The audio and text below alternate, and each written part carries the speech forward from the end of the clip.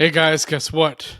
In this episode, I'm going to be talking about our defensive possible pairs.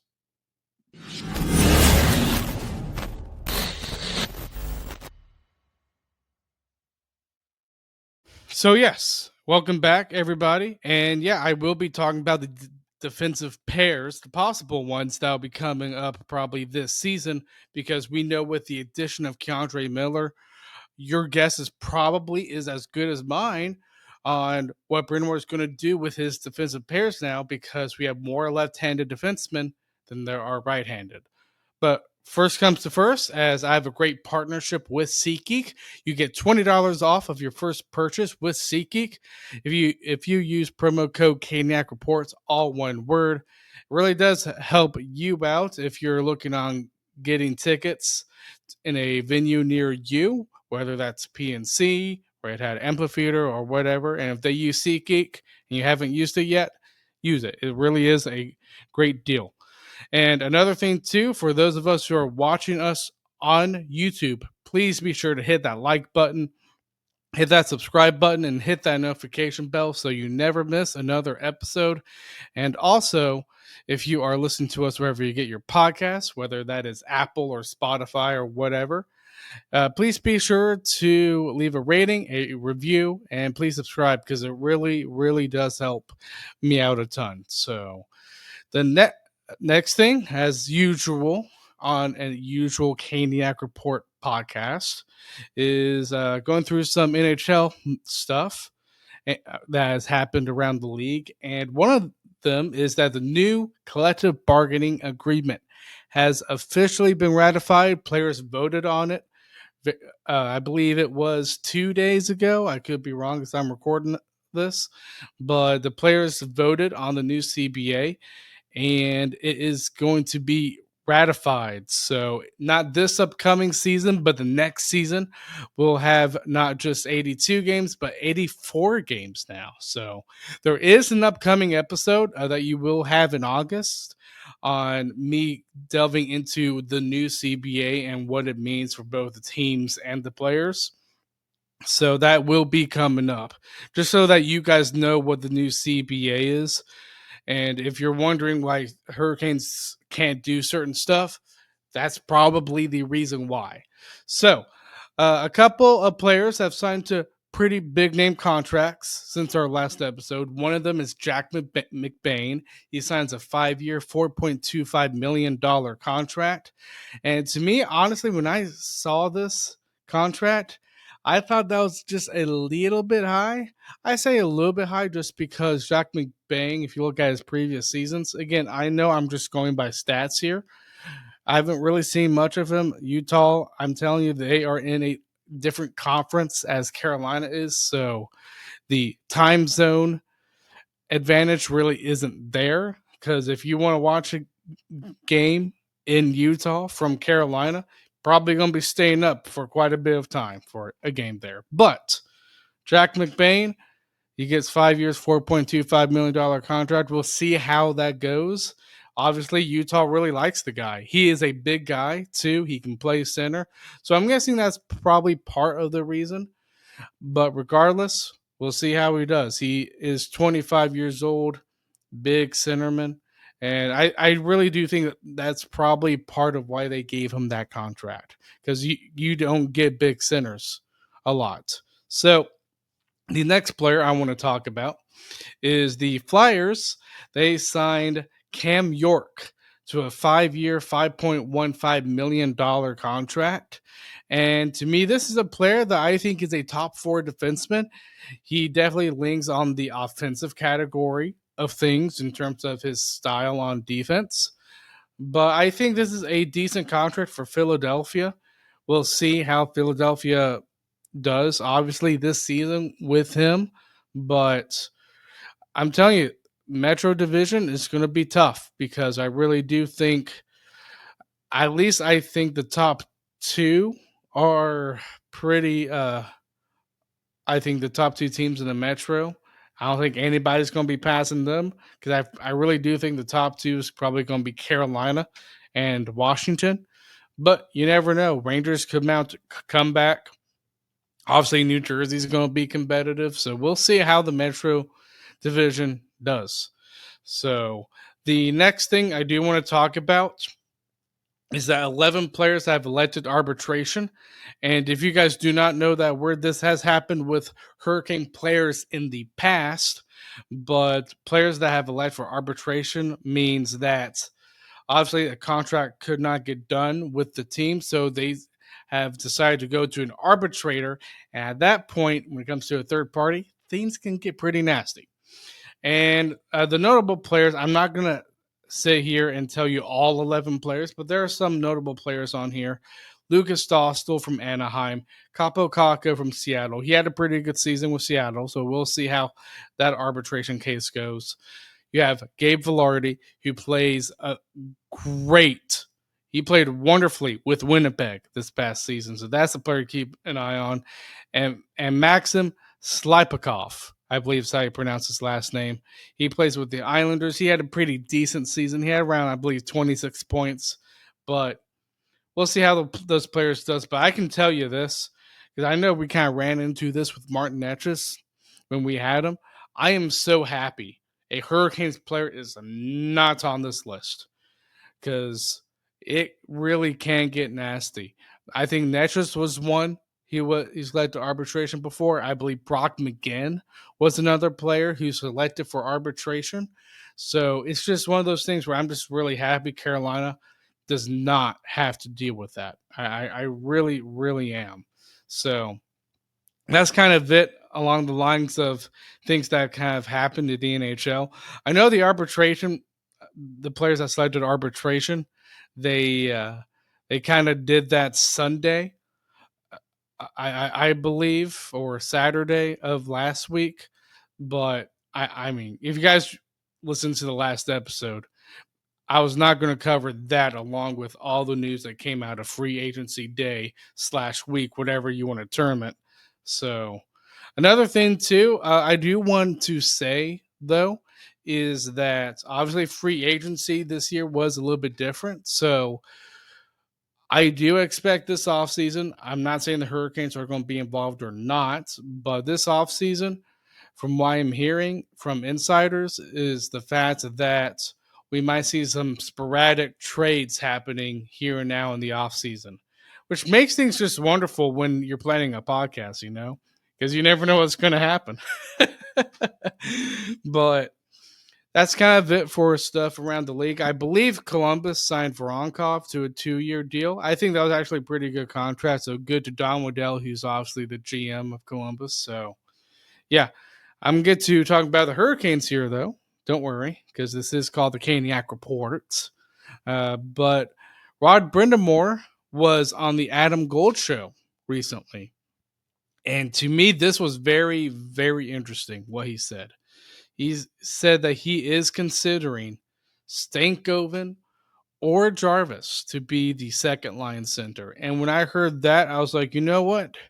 If we somehow cannot get a second line center in here, which I still think they should do as the first resort when it comes to solving the second line center issue that we know they still have, moving Stankoven or Jarvis to second line center, I would not have a problem with that, because you look at this team right now, this is a team that is composed of so many wingers in so many wingers, and move them to center, I could see. I really could. And I think that also kind of just raises questions too. And I think we've all known about this, but with KK, I do think Bryn Moore's kind of had it with KK. I really, really do. Whether you agree with that or not, you can tell Bryn Moore's trust in KK has really fallen off. So, I mean, there are some people that might accept KK being your fourth line center. I am actually not one of those people. Here's the thing. I am very harsh on KK. I really am. And to me, the biggest reason is because this team, whether he's been demoted or not, The fact is, this team has given him 3 seasons to try and figure it out as our second line center. Some Hurricane fans may say 4, but I would argue that he really couldn't get that second line center position in his first year here, because if you guys remember, that's when we had Vincent Trocheck, and no one was taking Trocheck's place. No one was. So we'll see what happens with the second line center, whether that gets resolved, whether it's internally or externally. Again, I prefer it to be externally, but if they can get it done internally, I'm honestly fine with that too, because it really is an issue that needs to be solved. Really does. The next thing is, obviously we signed Ehlers, and Ehlers actually spoke to the media recently. And what I loved about what he said is that he said he wanted to live in Raleigh.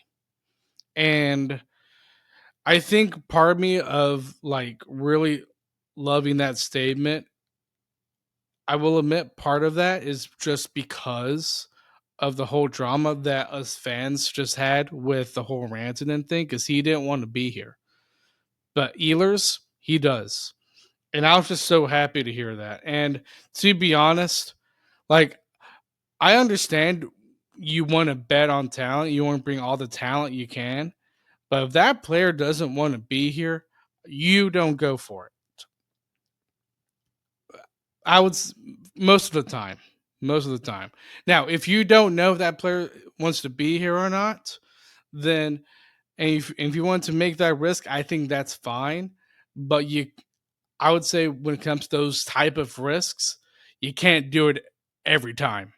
I think it should be probably a one and done thing, within a certain reasonable time frame, I would say. But regardless, I am happy we signed a guy in Ehlers who not only is really, really good, but is also a guy that wants to be here, wants to be under Rod Brindamore.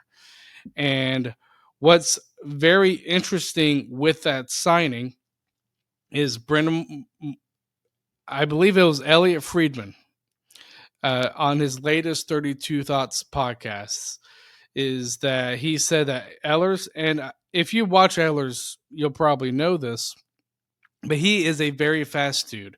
You can say some of his style is that of Martin Natchez, who we had before sending him off to Colorado. But because of that, Friedman did say that Brindamore is kind of willing to bend for some offensive creativity. And when I heard that, I was like, yes, yes, yes. And with Friedman saying that, again, I'm not saying that he's gospel, but I think he's pretty close to it, just because a lot of things that he says, it obviously becomes correct in the actual hockey market.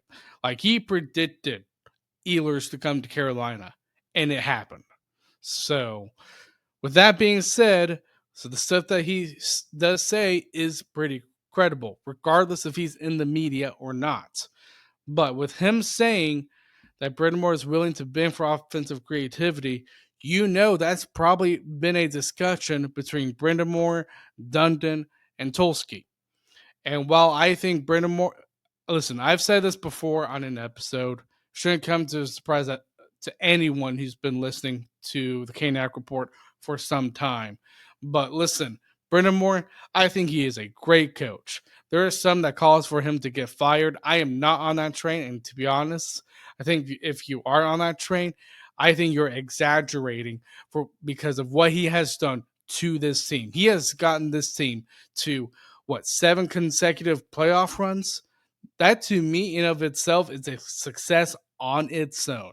But at the same time, I do think there are some things he could be better, and one of them is allowing offensive creativity and signing Ehlers and letting Ehlers play to that offensive creativity type of strength. I think is going to go a long way to help this Canes team to hopefully win a Stanley Cup. So that's my whole thing with the Ehlers contract.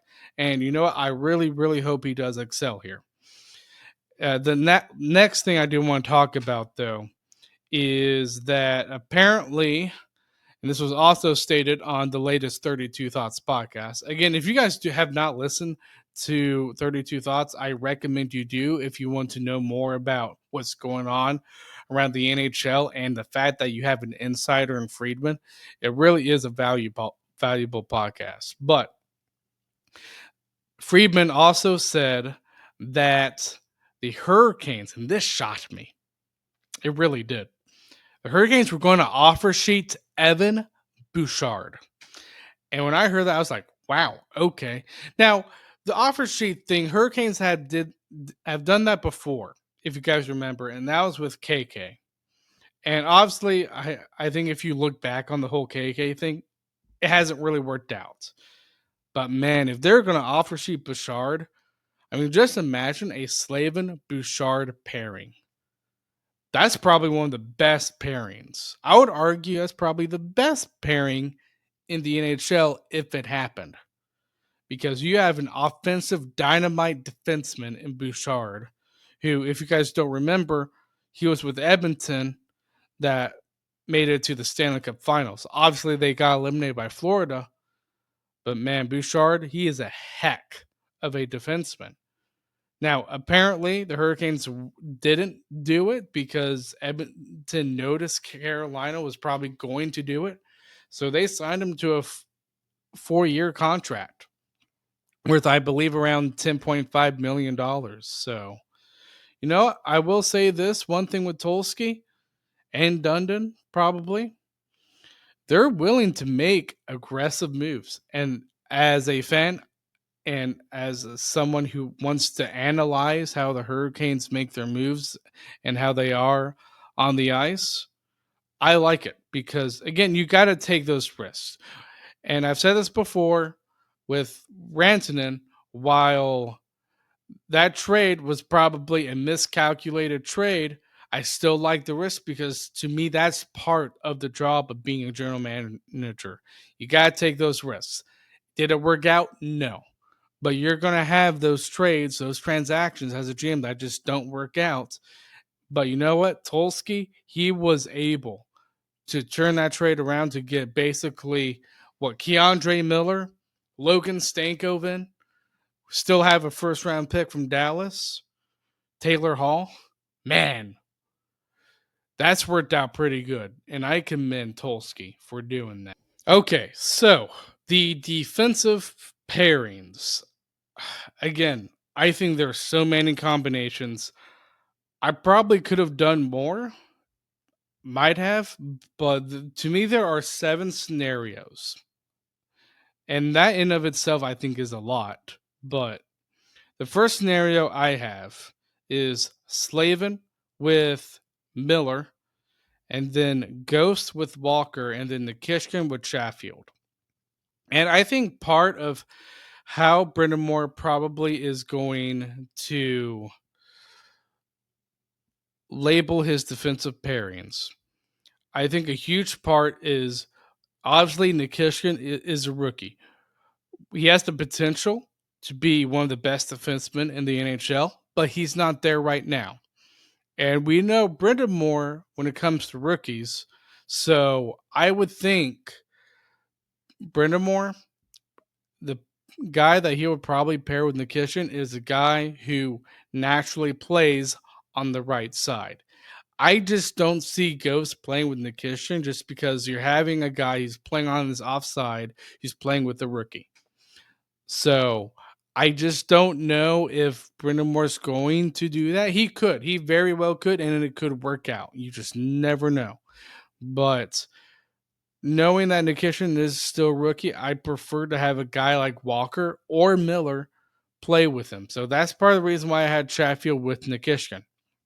I also had Walker with Ghost just because I think another thing that we've noticed with Brendan Moore, he likes familiarity, and obviously that was a pair that played all together pretty much intact all last season. And then you had Miller playing on this offside with Slavin, and I think that'd be good for Miller, to be honest. One, because I mean you're playing with Slavin, who's one of the best defensemen in the NHL, but also two, If you're playing on your offside, might as well do it with Jacob Slavin. So that's my first scenario. To me, the second scenario I have here is Slavin playing with Sheffield. And this was mentioned, I believe, on the Adam Gold show with Rod Brindamore. And it seems like this is probably Brindamore's mentality just because he did say it. But Slavin with Sheffield, that's obviously going to be a strong, very, very good defensive pairing. And then you have Miller playing with Walker. Again, I think that's a very good pairing too. And then you have Nikishin playing with Ghost. Again, my only one complaint is Ghost playing with Nikishin. I just don't like seeing a player playing on their offside. Now, Ghost could be very, very good playing on his offside. In fact, I think he probably did a couple of times this past season, but I'd rather him do it with an established player like a Keandre Miller or a Jacob Slavin, not with a rookie in Nikishin. And listen, I know Nikishin, he's going to be probably an amazing player, but he is a rookie. And honestly, I think Brendamore, if he gives Nikishin probably a small amount of ice time, I am okay with that. You got to draw them into this team slowly. I don't agree with putting a guy into the fire like Nikishin did this past playoffs. And Nikishin, listen, I do think he got better in that one Washington game, but he did start out rough. He did. So having a full season with Carolina, I think is going to benefit him, but it's also how you use him too that's going to be important as well. The third scenario that I have here is Slavin with Walker, Miller with Ghost, and then Nikishin with Chatfield. So Nikishin and Chatfield, I think that could be a very good pairing. And you know what? Chatfield, at this point in age, I do consider him somewhat of a veteran. And Nikishin, knowing that he's playing with a veteran, could benefit his development. Now, obviously, you do have that language barrier. But as we saw, like, remember when we drafted Sveshnikov? Like, he had some trouble speaking English. And obviously, I mean, I think his rookie season, I thought he was decent. I didn't think he was bad. But as you know, with these Russian players, them learning the English language does take time. But Sveshnikov, he was able to learn the English language. I really don't think communication was an issue with his performance. So if you ever think, well, this is probably why he's not doing good. No, I doubt his communication. The guy can speak English just fine. But with Sveshnikov, I mean, learning English, it took him time, obviously, but now he can speak English. And what's funny is that you look at some of these Russian players, like Nikishin, like Kachekov, Sveshnikov is right there interpreting for them. So Miller with Ghost, I think that's a good pair too. I think Keandre Miller, I think where he's at right now, I, I mean, we talk about his offense.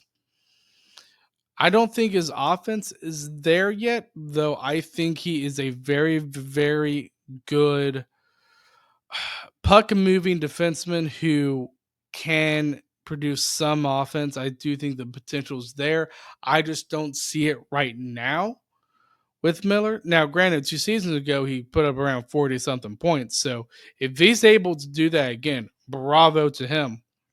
But I don't expect Miller coming right into his first season as a Hurricane, producing 40, 45 points. I just want him to get acclimated. It obviously is going to take some time, but if he can play some of a defensive game just to establish his game with Carolina, then having him with Ghost, who is a bit more on the offensive side of things, even though I think Ghost is pretty decent defensively too, I think that could be a great pair. And Walker with Slavin, I think that could be a very, very good pair too. I know there are some people that think Walker isn't ready to play those type of minutes with Slavin, but I think after what we saw in the playoffs, I think he can. before he got, I hated the fact that Walker got injured, but I think he really, really can. So the fourth scenario I have here is Slavin with Chatfield, Miller with Ghost, and then Nikishkin with Walker. And obviously, there is that change there from the last scenario. So I flipped Walker and Chatfield. Honestly, I don't mind a pair like this either. I think Walker with Nikishin could be very, very good. Again, I view Walker the same thing as I view Chatfield, a veteran type of defenseman. As you pair him with a rookie defenseman, Nikishin, I mean, that could be good. It really, really could. And then you have Miller with Ghost. That's same thing I said about the last scenario, and that was one pair that did not change. And then Slavin with Chatfield, obviously, very, very good shutdown pairing. And then the fifth scenario I have is Slavin with Walker, Miller, Chatfield, and then Nikishin and Ghost. The only new scenario in this is Miller and Chatfield. That could be very, very good too. Again, I view that type of pair as probably being a very, very good defensive type of pairing. And I think that pairing will cause other teams to have trouble scoring on whoever's in net. Nikit, whether it's Kachekov or Anderson. Now, obviously, those goalies have to be good, but that pair I think could make the other team struggle to score because that could be very, very good in terms of the defensive side of things. The sixth scenario I have here is Slavin with Ghost, Miller with Walker, and Nikishkin with Chatfield. So the biggest change here is having an offensive defenseman playing with Slavin. I've already talked about Miller with Walker, already talked about Nikishin with Chatfield. But if you put an offensive defenseman like Ghost with Slavin, I think that could unleash just Ghost being how good he can be on offense. Like Ghost doesn't probably need to be worried about the defensive side of things just because he has Slavin, who I think is the best defensive defenseman in the NHL.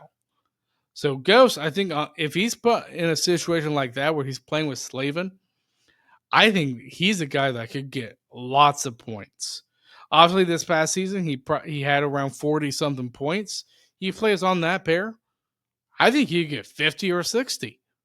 That could be a very, very good player. And we've seen offensive defensemen playing with Slavin before. Now, the thing that you could say that goes against Ghost is that you look at the players that played with Slavin in the past: D'Angelo, Hamilton, Burns. They're all were natural right-handed defensemen.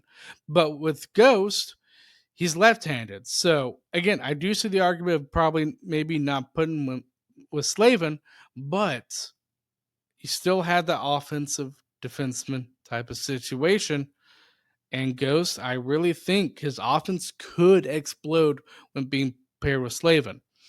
And then the seventh and final scenario I have is Slavin with Ghost, Miller with Chatfield, and then Nikishin with Walker. I already explained all those pairings. I'm not going to go through it again, but when I went through those last two scenarios of what our defensive pairings could be, that could be very, very good.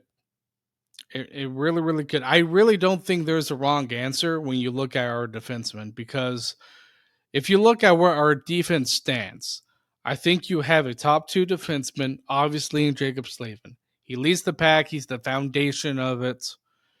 I mean, he's the guy that just is the best defenseman that we have. And then I would say it drops to top four defensemen with Ghost, Miller, Chatfield, and Walker. And then I would say you probably have a top six defenseman in Nikishin. Again, I think he could be a top two top two defenseman in the NHL, but he's not there yet. But regardless, with me viewing him as probably just the sixth best defenseman, I mean, you got to slow the guy into it. You really, really do. Now, obviously, he didn't have a choice in the playoffs just because of the injuries we had. But I think if you slow a rookie like Nikishin in slowly, I really think that's best for a rookie's development. It might not work out, but I think Nikishin, I am hopeful it does work out and he does become a stud in the NHL. So that's kind of my expectation with Nikishin. I think he's kind of going to be a defenseman, kind of like Miller in probably some way. It might take quite a few games for him to get acclimated to the Hurricane system. I know he played those playoff games, but I'm telling you, he was under the fire while playing those games.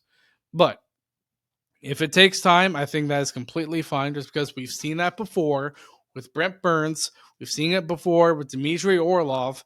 So don't expect Miller and Nikishin, who are going to be the two new guys heading into the season on D, to kind of uh, play in a nervous type of manner because you got to play a certain way when you're playing under Brindamore, whether you like it or not. That's the reality. So we'll see how those two defensemen play in on that deep defense with the Hurricanes.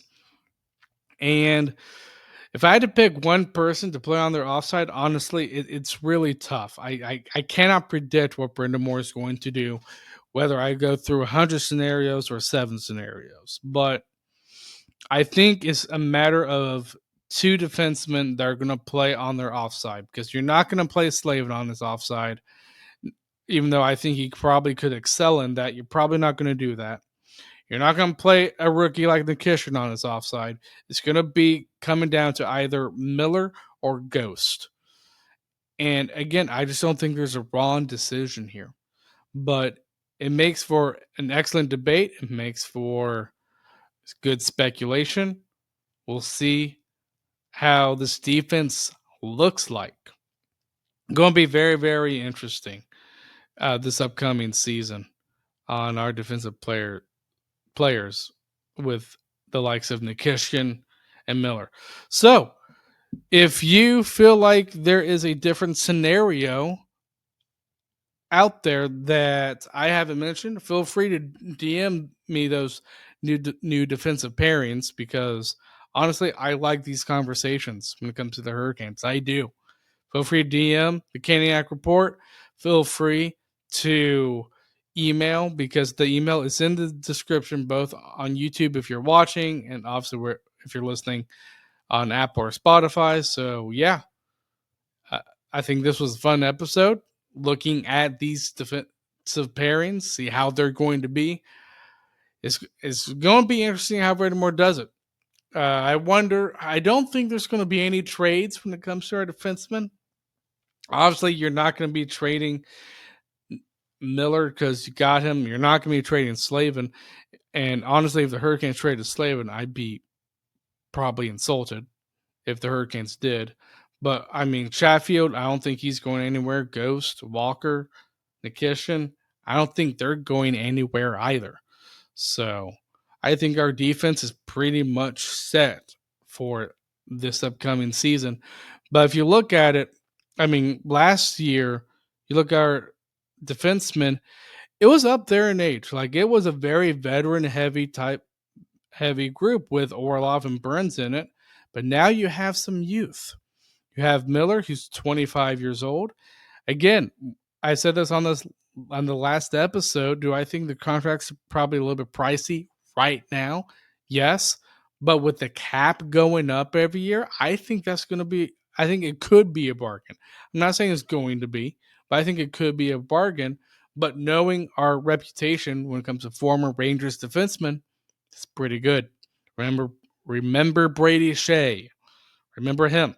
Look at how good he was with us. So we have a couple young players on defense, which I'm happy on. I really, really am.